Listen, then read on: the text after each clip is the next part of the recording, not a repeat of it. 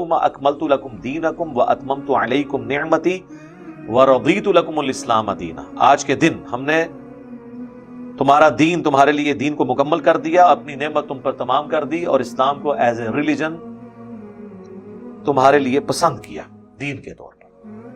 ان الدین عند اللہ الاسلام، اللہ کے حضور ایکسیپٹیبل ریلیجن صرف اسلام ہے. اچھا، یہ جو آیت ہے نا جی، اس آیت کے حوالے سے بھی سنی شیعہ کنفلکٹ پایا جاتا ہے. اہل تشیع کہتے ہیں یہ آیت نازل ہوئی ہے غدیر خم کے موقع پر، جو نبی علیہ السلام نے سیدنا علی کا ہاتھ بلند کیا تھا، من کنت مولاہ فہذا علی مولاہ. مسند احمد میں حدیث ہے، جامع ترمذی میں ہے، سنن نسائی الکبریٰ کے اندر، کئی کتابوں میں. اور وہ کہتے ہیں دین مکمل ہونا یہ تھا کہ نبی علیہ السلام نے اللہ تعالیٰ کے کہنے پر وصی مقرر کر دیا تھا حضرت علی کو. اللہ کا شکر ہے کہ یہ وہ کلیم غدیر خم کے بارے میں کرتے ہیں. اس کی وجہ سے ان کا جو یہ کلیم ہے نا وہ کمزور پڑ جاتا ہے. اس کی وجہ یہ ہے کہ حجۃ الوداع میں جو پبلک گیدرنگ تھی وہ تو تھی میدان عرفات کے اندر اور منی کے اندر. وہاں کے خطبوں میں تو آپ کو قرآن کا ذکر ملتا ہے. صحیح مسلم میں اپنے باپ وہ چیز چھوڑ کے جا رہا ہوں جسے پکڑ لو گے مضبوطی سے گمراہ نہیں ہوگے، وہ اللہ کی کتاب ہے. حاکم میں ایک حسن درجے کی روایت ہے، کتاب اللہ اور سنت.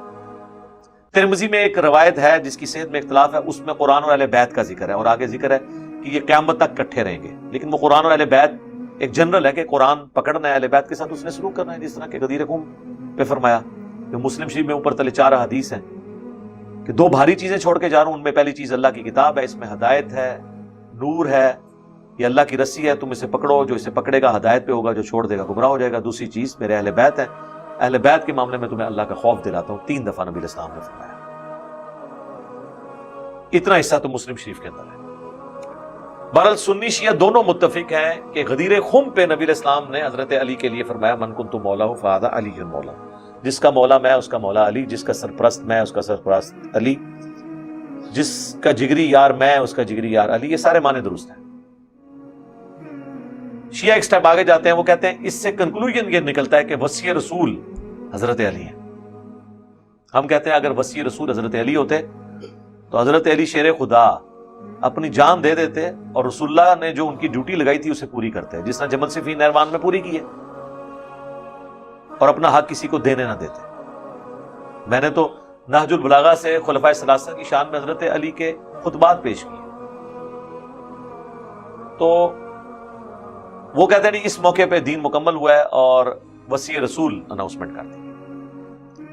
اس پہ مولانا اسحاق صاحب نے ایک بڑا ٹروتھ ریویل کیا تھا، اور میرا جو ان سے انٹرویو ریکارڈ ہے 40 کوسچنز ود مولانا اسحاق 23 مارچ 2012 کو، اس میں انہوں نے کہا تھا میں اپنے شیعہ دوستوں سے بھی کہتا ہوں کہ نبی علیہ السلام نے اگر اپنے بعد کسی کو خلیفہ نامزد کرنا ہوتا تو آپ نے حجۃ الوداع جہاں پہ ساری پبلک جمع تھی وہ موقع آپ نے کیوں مس کیا اور غدیر خم کا انتخاب کیوں کیا؟ غدیر خم تو مکے سے مدینے واپس آتے ہوئے ایک پانی کی جگہ تھی، اور وہاں پہ صرف اہل شام اور اہل مدینہ تھے، باقی سب لوگ اپنے اپنے علاقوں میں جا چکے تھے.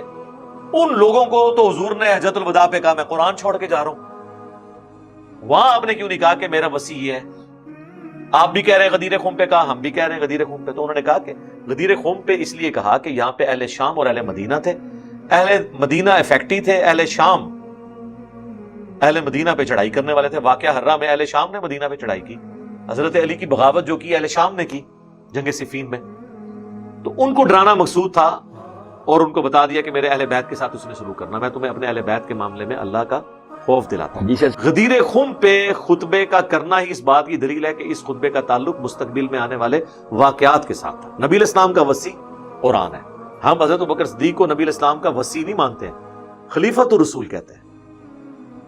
اور خلیفۃ الرسول بھی رسول اللہ کے بنانے پہ نہیں، اجماع صحابہ پہ. جو سقیفہ بنی ساعدہ میں ہوا اس میں کچھ مسئلہ مس ہینڈل بھی ہو، اس میں میری ویڈیو بھی دیکھ لیں، لیکن الٹیمیٹلی جب 6 مہینے بعد حضرت علی نے بیعت کر لی تو وہ اسٹیبلش ہو گیا. آج کی ڈیٹ میں وہ ایشو کنکلوڈڈ ہے. اس اعتبار سے وصی صرف قرآن ہے، کیونکہ رسول اللہ کا وصی وہ ہوگا جو قیامت تک کے لیے باقی رہے. نبی فوت ہوتے تھے تو اپنے بعد ایک وصی بناتے تھے اور سلسلہ چلتا تھا. چلے ان کے وہ جو 12 اماموں والا ان کا کنسپٹ ہے، وہ بھی تو آخری امام کو بھی تو غیابت میں گئے ہوئے 1200 سال ہو چکے ہیں. 1200 سال سے امت وصی رسول سے تو محروم ہے.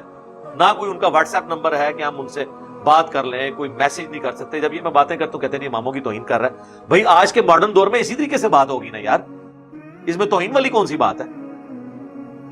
جب ایک بندہ سامنے آنے کے لیے تیار نہیں ہے، سارے شاہ جی دیکھ رہے ہیں، شاہ جی کا قصور ہے، جب ایک بندہ سامنے آنے کے لیے تیار نہیں ہے اور وہ امام بھی ہے تو ظاہر ہے کہ پھر میں اس سے رابطہ تو کروں گا نا۔ آپ کے رابطہ نمبر بھی نہیں، اور 1200 سال سے بغیر امامت کے امت گزری ہے، اس کا مطلب ہے کہ امام کے بغیر بھی امت گزر سکتی ہے۔ امامت کے بغیر نہیں گزری، امام تو اللہ کے نبی دے گئے ہیں۔ یہ کتاب یہی تھی حجۃ الوداع پہ، یہی تھی غدیر قوم کے اوپر، یہی ہے وصیۃ رسول۔ ہم نے تو کبھی کلیم نہیں کیا کہ حضرت ابوبکر جو ہے وصیۃ رسول ہے، نہیں، قرآن ہے، کیونکہ وصیۃ رسول اگر فوت ہو جائے تو اسے پھر نیکسٹ وصی اپنا بنانا ہوگا، اور یہ سلسلہ چلنا چاہیے۔ تو سلسلہ تو کوئی نہیں چلا، قرآن وصیۃ رسول ہے قیامت تک، یہ اللہ کے نبی کا خلیفہ ہے۔ تو لہٰذا یہ اس آیت کو اس سے ریلیٹ کرنا ہی غلط ہے، اور یہ آیت بھی غدیر خم پہ نازل نہیں ہوئی ہے، یہ میدان عرفات میں ہوئی ہے۔ اہل تشیع کہتے ہیں ہاں جی بعض روایتیں میدان عرفات کی ہیں، نازل وہاں ہوئی ہے، پڑھ کے آپ نے یہاں بتائی ہے۔ ہم کہتے ہیں چلے آپ کی یہ بات مان لیں، ہمارے نزدیک تو میدان عرفات میں نازل ہوئی، وہیں آپ نے اس کو بیان کیا۔ بخاری مسلم دونوں میں حدیث ہے، حضرت عمر کے پاس ایک یہودی آیا اور کہا کہ آپ کی کتاب میں ایک ایسی آیت ہے جو ہم پہ نازل ہوتی ہے، ہم اسے عید کا دن بنا لیتے ہیں، اور وہ یہ آیت ہے الیوم اکملت لکم دینکم، کہ دین تمام ہونے کا آپ کو خوشخبری دی گئی۔ تو حضرت عمر نے بڑا انٹلیکچوئل جواب دیا، انہوں نے کہا ہم خوب جانتے ہیں یہ آیت کب رسول اللہ پر نازل ہوئی، یہ آپ صلی اللہ علیہ وآلہ وسلم پر یوم عرفہ کے دن نازل ہوئی، 9 ذی الحجہ 10 ہجری کے اندر، اور اس دن جمعے کا دن تھا۔ حضرت عمر نے تو ڈھکے چھپے الفاظ میں میسج دیا۔ یہی حدیث جامعہ ترمذی میں آتی ہے، اس میں عبداللہ بن عباس کے پاس ایک یہودی آ کے کہتا ہے کہ یہ آیت جو آپ کی کتاب میں ہے نا ہم پہ نازل ہوتی تو ہم اسے عید کا دن بنا لیتے۔ تو حضرت ابن عباس نے کہا اللہ نے ہمیں پہلے ہی اس دن 2 عیدیں دی ہوئی تھی، ایک یوم عرفہ اور دوسرا جمعہ، تو یہ 2 عیدوں والے دن یہ آیت نازل ہوئی ہے۔ اب مجھے بتائیں یوم عرفہ کیا ہماری ڈکلیئرڈ عیدوں میں آتی ہے؟ جمعہ کیا ڈکلیئرڈ عیدوں میں آتی ہے؟ نہیں، لیکن ہم آنری طور پہ اسے عید کہتے ہیں۔ تو سر اگر کوئی میلاد شریف کو عید میلاد النبی کہہ لے آنری طور پہ تو کوئی نہیں چڑھنا چاہیے۔ کوئی غدیر خم کو عید غدیر کہہ لے، کوئی نہیں چڑھنا چاہیے۔ عید غدیر کہنے سے وہ عید وہ والی نہیں بن جانی جو 2 ہماری عیدیں ہیں۔ وہ شیعہ بھی 2 مان رہے ہیں، سنی بھی 2 ہی مان رہے ہیں۔ اس طرح بے شمار عیدیں بنائے، جمعہ 52 عیدیں تو جمعے کی بن گئی۔ جمعہ عید کا دن نہیں ہے مسلمانوں کے لیے، یہ ساری آنری طور پہ عیدیں ہیں، مین عیدیں وہی ہیں 2۔ تو آنری طور پہ جتنی کو بناتے ہیں یہ کوئی جھگڑا نہیں ہے۔ جھگڑا اصلی بات یہ ہے کہ اس میں سے آپ نے نکالنا کیا ہے۔ اگر آپ نے یہ نکالنا ہے کہ جی نبی الاسلام نے اپنا وصی بنایا کسی کو، تو پھر یہ بات پھر بالکل غلط ہو جائے گی۔ نبی الاسلام نے قرآن اپنا وصی بنایا ہے، بخاری مسلم دونوں میں حدیث ہے۔ عبداللہ ابن ابی اوفا سے کسی نے پوچھا کہ نبی الاسلام نے کیا وصیت کرنا امت پہ لازم کیا تھا؟ انہوں نے کہا کہ نبی الاسلام نے ہمیں قرآن پہ چلتے رہنے کی وصیت کی تھی۔ صحیح بخاری میں آتا ہے حضور کی وفات والے چیپٹر میں، سیدہ عائشہ کو کوئی آ کے کہتا ہے کہ لوگ تو یہ بات کر رہے ہیں کہ حضرت علی کو رسول اللہ نے اپنا وصی بنایا تھا۔ تو حضرت عائشہ نے کہا حضور کی وفات میری گود میں ہوئی ہے، اللہ کے نبی علیہ السلام نے کسی کے لیے اپنی وصیت نہیں فرمائی۔ حالانکہ یہ موقع تھا حضرت عائشہ یہ کہہ سکتی تھی کہ میرے باپ کو خلیفہ بنایا حضور، نہیں کہا۔ بلکہ اس سے بھی بڑھ کے صحیح مسلم میں حدیث ہے، کسی نے اما عائشہ سے پوچھا کہ آپ بتائیں کہ اگر اللہ کے نبی اپنا خلیفہ کسی کو بناتے تو کسے بناتے؟ اور انہوں نے کہا کہ میرا خیال ہے کہ حضرت ابوبکر کو بناتے ہیں۔ ان کا اس کے بعد فرمایا عمر کو۔ اس نے پوچھا اس کے بعد، تو کہا ابو عبیدہ ابن جرح کو۔ تو حضرت عائشہ نے کبھی کلیم نہیں کیا حضرت ابوبکر صدیق کو خلیفۃ الرسول یا وصی رسول، اس حوالے سے جو شیعہ اہل سنت پہ الزام لگاتے ہیں یا بعض اہل سنت کلیم کرتے ہیں۔